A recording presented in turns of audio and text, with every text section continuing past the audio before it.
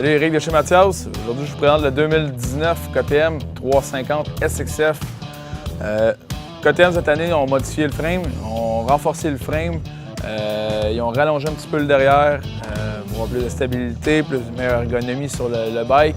On a un nouveau système d'échappement sur la moto, bien sûr aussi.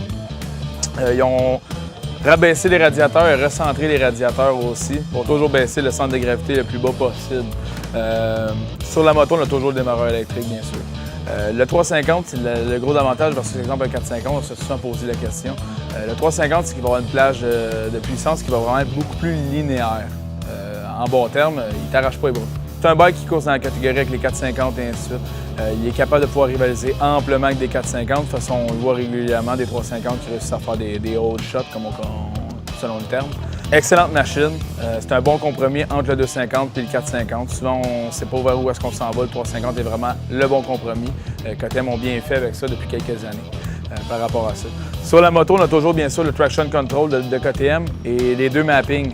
Le traction control, c'est bien facile. Souvent, les gens se demandent vraiment qu'est-ce que ça va faire sur la moto. C'est le même principe, exemple, qu'un automobile.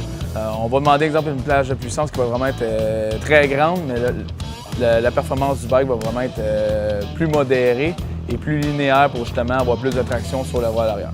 Même principe qu'on a sur nos autos. On a les suspensions qui ont été modifiées. L'interne, les suspensions sont les mêmes. L'interne a été modifié, qui donne une plus grande souplesse. Un peu plus sur les suspensions. On avait souvent le critère que les gens disaient « Ah, il me semble que c'est raide un peu les suspensions à air » et ainsi de suite. Avec ça, on va avoir une plus grande souplesse. Fait qu'on n'est plus obligé d'être pesé environ 180 livres pour pouvoir être à l'aise sur la moto, bien sûr.